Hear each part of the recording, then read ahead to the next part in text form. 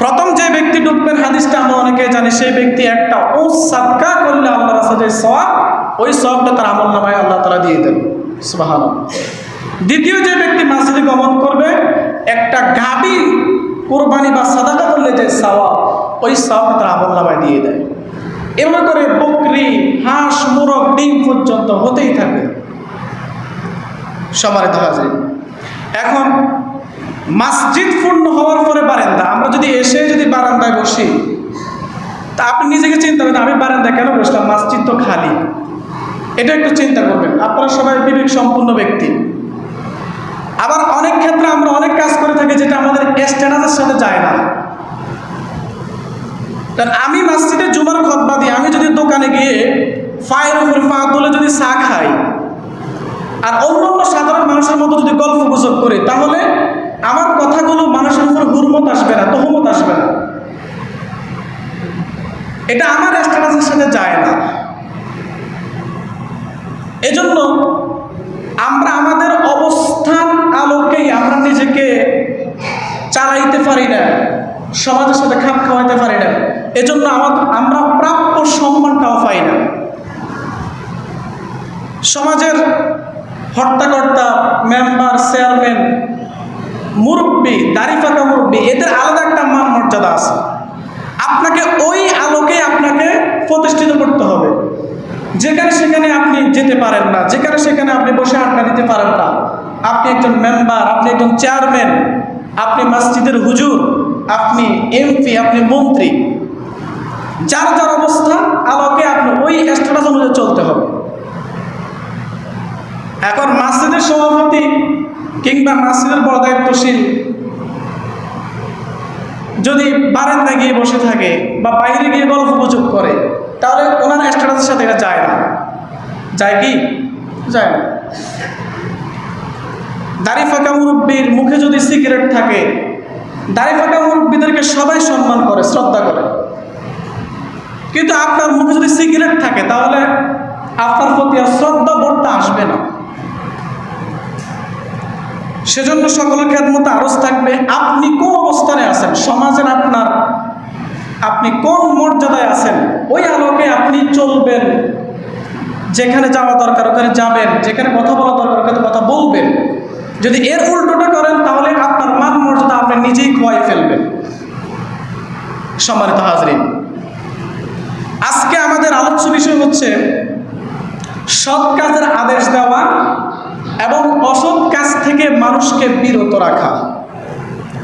নিজের জীবনে ইসলাম পালন বা প্রতিষ্ঠা করার পরে নিজের আশেপাশে, সমাজের ও বিশ্বের সকলের কাছে ইসলামের দাওয়াত পৌঁছে দিয়ে আল্লাহর দ্বীনকে সমাজে এবং বিশ্বে প্রতিষ্ঠিত করতে হবে। সমাজে এবং বিশ্বে প্রতিষ্ঠা করার চেষ্টা করা, এটা মুমিনের অন্যতম একটা দায়িত্ব এবং কর্তব্য। আল্লাহর পথে দাওয়াত, তাবলীগ, ওয়াজ, নসিহত, দ্বীন প্রতিষ্ঠা, জিহাদ ইত্যাদি নামে এই দায়িত্বকে আখ্যায়িত করা হয়েছে। সম্মানিত হাজরিন, এটা উম্মতে মুহাম্মাদের উপরে অন্যতম একটা দায়িত্ব বা বৈশিষ্ট্য। উম্মতে মুহাম্মাদের অন্যতম একটা দায়িত্ব বা বৈশিষ্ট্য হচ্ছে সৎ কাজের আদেশ দেওয়া এবং অসৎ কাজ থেকে মানুষকে কি করা? বিরত রাখা। যেমন আল্লাহ সুবহানাহু ওয়া তাআলা সূরাতুল আলে ইমরানের 110 নম্বর আয়াতে বলতেছেন, কুনতুম খায়রা উম্মাতিন উখরিজাত লিন-নাসি তা'মুরুনা বিল মা'রুফ ওয়া তানহাউনা আনিল মুনকার ওয়া তু'মিনুনা বিল্লাহ। আল্লাহ সুবহানাহু ওয়া তাআলা বলেন, তোমরাই শ্রেষ্ঠ জাতি, মানব জাতির জন্য তোমাদের আবির্ভাব হয়েছে। তোমরা সৎ কাজের আদেশ দিবে, অসৎ কাজের নিষেধ করবে এবং আল্লাহর উপরে ঈমান আনয়ন করবে। তা আল্লাহ তাআলা বলছেন, আমরা হচ্ছেন শ্রেষ্ঠ জাতি, মানুষ হচ্ছেন শ্রেষ্ঠ জাতি। আমাদের দায়িত্ব এবং কর্তব্য, আমাদের আবির্ভাব হয়েছে কি জন্য? মানুষকে সৎ কাজের আদেশ দেওয়ার জন্য, মানুষকে অসৎ কাজ থেকে বিরত রাখার জন্য। এটাই আমাদের দায়িত্ব, কর্তব্য। ইন্নী জাইলুন ফিল আরদি খলিফা, আমরা হচ্ছে আল্লাহ তাআলার প্রতিনিধি। আমাদের একটা দায়িত্ব, কর্তব্য রয়েছে। নিজে ইসলাম বোঝা, সে অনুযায়ী নিজের জীবনকে গঠন করা এবং নিজের আশপাশের সমাজে, দেশে, সারা বিশ্বে ইসলামের দাওয়াতকে পৌঁছে দেওয়া ইমানদারের অন্যতম একটা দায়িত্ব এবং বৈশিষ্ট্য। এই দায়িত্ব এবং বৈশিষ্ট্য আমরা কতটুকু আমরা পালন করতেছি, এটা প্রশ্ন থেকে যায়। উম্মতের মধ্যে আদেশ নিষেধ বা দাওয়াতের দ্বারা অব্যাহত রাখা উম্মতের উপরে ফরজে কিফায়া। তবে অবস্থান ভেদে এই দায়িত্ব এবং কর্তব্যটা ফরজে আইন হিসেবে পরিগণিত হয়। যেমন একটা সমাজ যদি কোনো অন্যায় অসঙ্গতি হয়, একদল মানুষ বা একজন ইমানদার যদি এটাকে বাধা প্রদান করে, তাহলে ওই সমাজের সকল মুমিনদের পক্ষ থেকে দায়িত্বটা ফরজে কিফায়া হিসেবে পালন হয়ে গেছে। কিন্তু কেউ যদি না করে, তাহলে আল্লাহর লানত বা গজব ওই জাতি, ওই সমাজের উপরে পড়বে। এখন ফরজে কিফায়া কাদের উপরে, ফরজে আইন কাদের উপরে? এটা অবস্থান কাল বেদে ব্যক্তির উপরে এটা ফরজে আইন হয়। যেমন আমরা আমাদের অধীনস্থ, যারা আমাদের অধীনস্থে বসবাস করে, তাদেরকে এই দাওয়াতটা দেওয়া এবং সৎ কাজের আদেশ দেওয়া এবং অসৎ কাজ থেকে বিরত রাখা আপনি ব্যক্তির উপরে ফরজে আইন। আপনার ক্ষমতা যদি আপনার পরিবার পর্যন্ত সীমাবদ্ধ থাকে, তাহলে গোটা দেশ নিয়ে আপনি চিন্তা করবেন পরে। আগে আপনাকে চিন্তা করতে হবে, আপনার উপরে দায়িত্ব হচ্ছে আপনার পরিবারকে ঠিক করা, আপনার পরিবারের মধ্যে ইসলামের দাওয়াতকে পৌঁছিয়ে দেওয়া, ইসলামের রঙে রঙিন করা। পরিবারের সরকার যিনি রয়েছেন, পরিবারের দায়িত্বে যিনি রয়েছেন, তার উপরে এই দায়িত্বটা বর্তায়। সম্মানিত হাজরিন, যেমন রাসূল করিম সাল্লাল্লাহু আলাইহি ওয়াসাল্লাম ইরশাদ করেছেন, قال رسول الله صلى الله عليه وسلم ألا كلكم راع وكلكم مسؤول عن رعيته। সাবধান সাবধান, তোমরা সকলেই অভিভাবকত্বের দায়িত্বপ্রাপ্ত এবং প্রত্যেককেই তার দায়িত্ব সম্পর্কে জিজ্ঞেস করা হবে। এখানে নির্দিষ্ট কোনো একজন ব্যক্তির কথা বলা নেই, বলছেন সাবধান, তোমরা সকলেই অভিভাবকত্বের দায়িত্বপ্রাপ্ত এবং তোমাদের প্রত্যেককেই তার দায়িত্ব সম্পর্কে কাল কিয়ামতের ময়দানে জিজ্ঞাসিত করা হবে।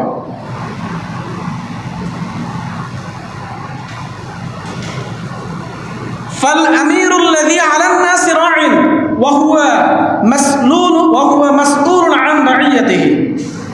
মানুষের উপরে দায়িত্বপ্রাপ্ত প্রশাসক এবং শাসক এবং প্রশাসক, অভিভাবক এবং তাকে তার অধীনস্থ জনগণ সম্পর্কে জিজ্ঞাসিত করা হবে।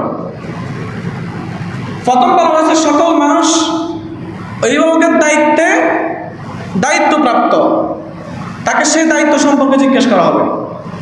যেমন আপনি আপনার পরিবারের সদস্য, পরিবারের সরকার, আপনি আপনার অধীনস্থে আপনার 3 জন সন্তান রয়েছে, আপনার স্ত্রী রয়েছে, এই টোটাল পরিবারের সদস্য, আপনি সকলের অভিভাবক, আপনি সরকার প্রধান।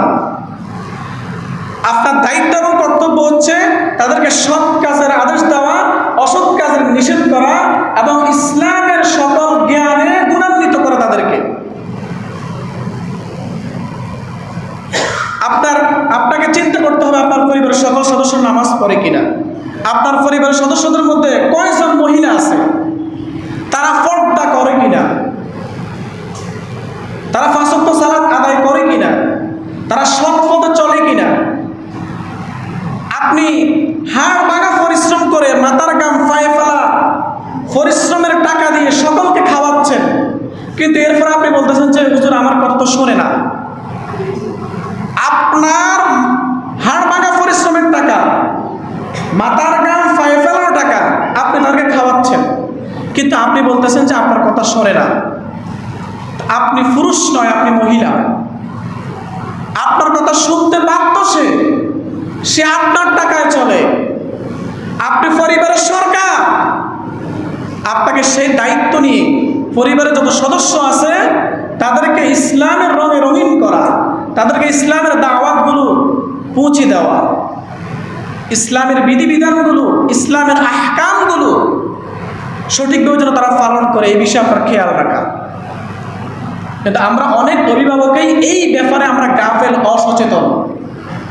এজন্য আমাদের স্ত্রী বেপরদায় চলে, আমাদের স্ত্রী পরপুরুষের সাথে দেখা করে, পরকীয়া করে, আপনার ছেলে অন্য মেয়ের সাথে সম্পর্ক করে অবৈধভাবে, আপনার মেয়ে অন্য ছেলের সাথে সম্পর্ক করে, আপনার ছেলে অন্য মেয়ের সাথে অবৈধ সম্পর্ক করে, আপনার কথা শোনে না, নামাজ পড়ে না, ইসলামী অপসংস্কৃতিগুলো চর্চা করে, গান বাজনা করে, এক পর্যায়ে আপনার কথা আর সে মূল্যায়ন করে না, আপনি যে ফিতা আসে সেটাই বলে যায়। এটা একমাত্র কারণ আপনি আপনার দায়িত্ব সঠিকভাবে পালন না করার কারণ। সম্মানিত হাজরিন, এটা আপনার ফরজে আইন। এরপরে ফাল আমিরুল্লাযী আলান নাস রাঈন ওয়া হুয়া মাসউলুন আন রাইয়াতিহি, মানুষের উপরে দায়িত্বপ্রাপ্ত শাসক প্রশাসক যারা, দায়িত্বপ্রাপ্ত শাসক প্রশাসক বলতে সর্বনিম্ন স্তর হচ্ছে মেম্বার,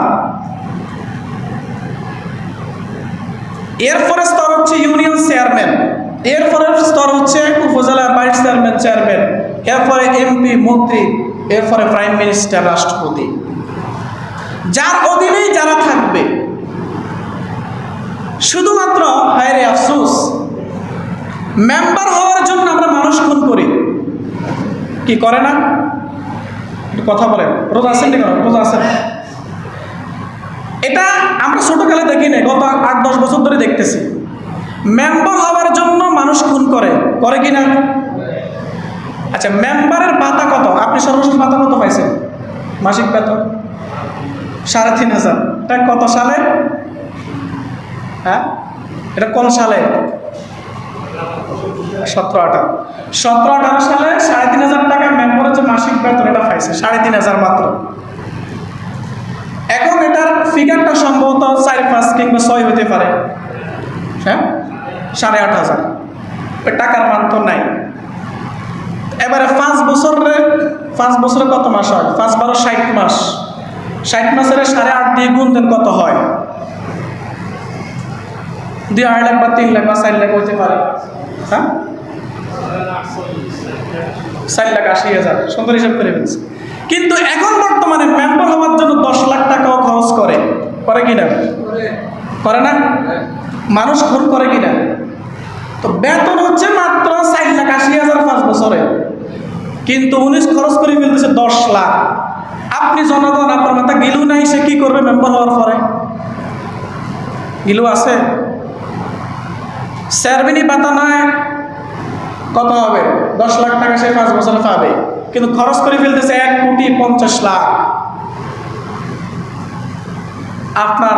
আমি জনগণ, আমাদের সকল অধিকার নষ্ট করতেছেন, সকল সম্পদগুলো লুণ্ঠন করে খাচ্ছেন, আর মেম্বার, চেয়ারম্যান, এমপি, মন্ত্রী হওয়ার জন্য পাগল, শুধুমাত্র ক্ষমতা। কিন্তু এই ক্ষমতাটাই আপনার গলার কাটা হবে। ফাল আমিরুল্লাযী আলান নাস রাঈন ওয়া হুয়া মাসউলুন আন রাইয়াতিহি, মানুষের উপরে দায়িত্বপ্রাপ্ত শাসক প্রশাসক যিনি, তার উপর ফরজে আইন তার জনগণকে সৎ কাজের আদেশ দেওয়া, অসৎ কাজের নিষেধ করা। মোল্লার দুয়ার মসজিদ পর্যন্ত সরকার খান মসজিদে আজান দেন, এই তকমাগুলো হুজুরদেরকে বলে। আবার বলে হুজুর রাজনীতির কথা বলিয়েন না, আপনি মসজিদে আছেন, মসজিদ ঠিক আছে। তো ভালো মানুষদেরকে রাজনীতির মধ্যে নেয় না, খারাপ মানুষগুলো রাজনীতির চেয়ারে। আমাদের তো কথা বলার অধিকার নেই, ক্ষমতাও নেই, এরপর আমরা যথেষ্ট চেষ্টা করি হক কথাগুলো বলার। কিন্তু আপনি মানুষের শাসক প্রশাসক, যে কোনো প্রকার আপনি দায়িত্বপ্রাপ্ত হলেন, এই দায়িত্ব সম্পর্কে কাল কিয়ামতের ময়দানে আপনাকে জিজ্ঞেস করা হবে। একজন ওয়ার্ডের মেম্বার, এক ওয়ার্ডের যতজন জনগণ আছে, আপনি রাষ্ট্রীয় কোষাগার থেকে যত বাটা পাবেন জনগণের জন্য, এক চুল পরিমাণ যদি আপনি নষ্ট করেন, তাহলে জাহান্নামে যাওয়ার জন্য আপনার এই এক চুলই যথেষ্ট। ওমর বিন আব্দুল আজিজ রহমতুল্লাহি আলাইহি, ওমর রাদিয়াল্লাহু তাআলা আনহুর নাতি, তিনি যখন গভর্নর ছিলেন, তিনি যখন শাসক ছিলেন, তিনি বলেছেন আমার শাসনামলে যদি আমার রাজ্যের মধ্যে যদি একটা কুকুর না খেয়ে মারা যায়, তাহলে আমি ওমর ইবনে আব্দুল আজিজকে আল্লাহ তাআলা ক্ষমা করবেন, আর আমি মেম্বার, চেয়ারম্যান, এমপি হওয়ার জন্য বেদিশা।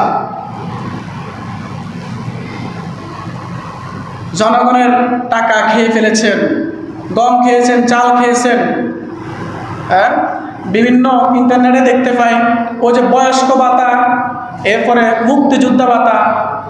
বয়স্ক ভাতা মেম্বারের নামে 12টা, চেয়ারম্যানের নামে 14টা, উনিও বয়স্ক ভাতা খান। ওই 10 জনের 12 জনের যে ভাতাটা সবার অ্যাকাউন্টে চলে যায়। হায় আফসোস।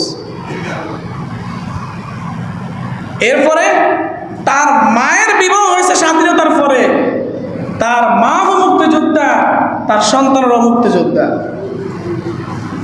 কোফাল ফরা জাতি। সম্মানিত হাজরিন, এরপরে এই ওয়ার্ডের যতজন ভোটার আছে, যতজন সদস্য আছে, সকল মানুষকে আপনি সৎ কাজের আদেশ দেওয়া, অসৎ কাজের নিষেধ করা, এটার উপর আপনার উপরে ফরজে আইন।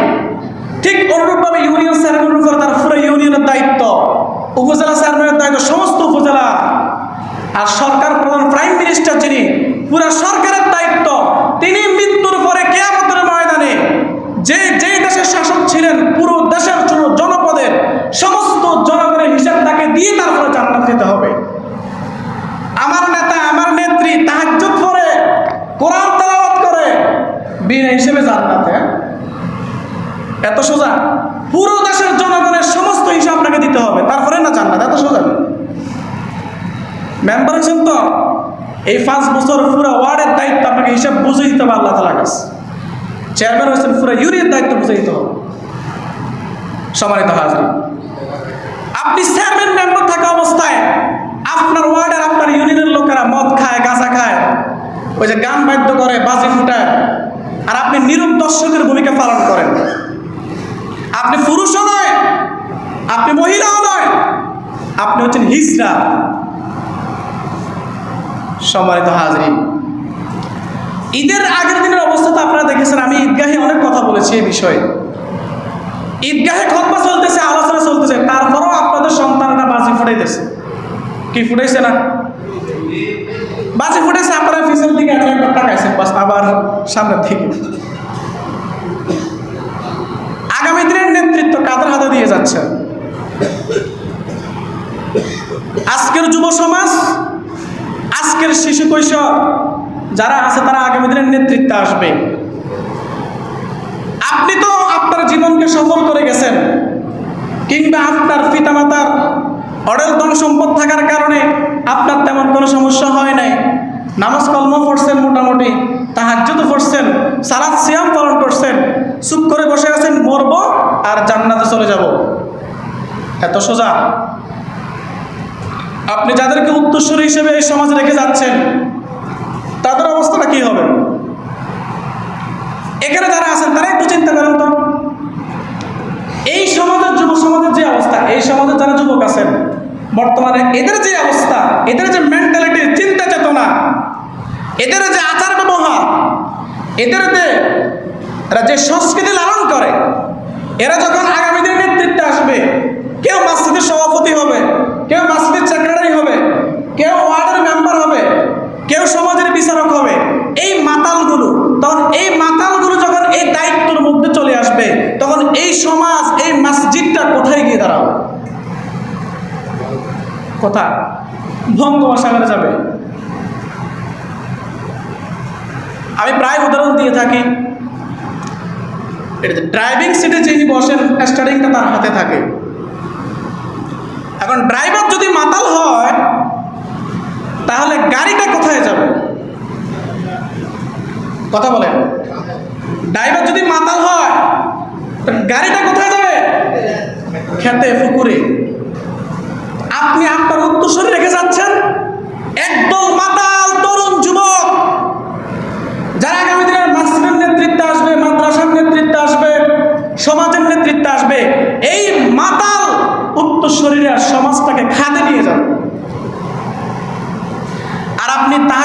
আপনি মনে করতেছেন যে না আমি তো জান্নাতে যাবই, আমাকে জান্নাত না দিলে আর কাকে দেবে, আমি তাহাজ্জুদ পড়ি। সম্মানিত হাজির, والرجل راع على أهل بيته وهو مسؤول عنهم والمرأة راعية على بيت।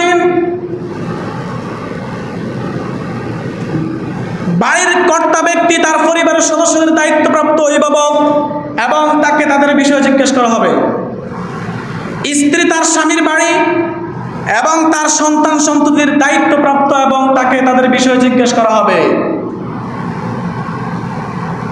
সেটা আমি প্রায় বলে থাকি, সন্তান জন্ম দিলেই বাপ হওয়া যায় না, সন্তান পেটে ধারণ করলেই মা হওয়া যায় না।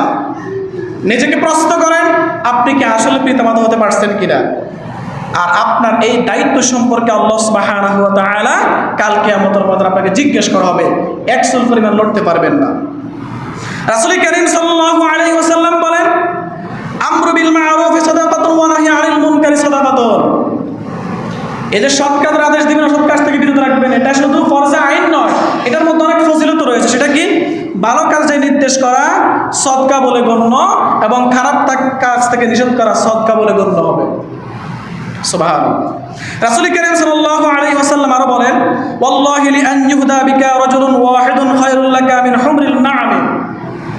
আল্লাহর কসম, তোমার মধ্যে যদি একজন মানুষ হেদায়েত লাভ করে তাহলে তা তোমার জন্য সর্বোচ্চ সম্পদ লাল ওটের চেয়ে উত্তম বলে গণ্য হবে। লাল ওট সবচেয়ে বড় দামি।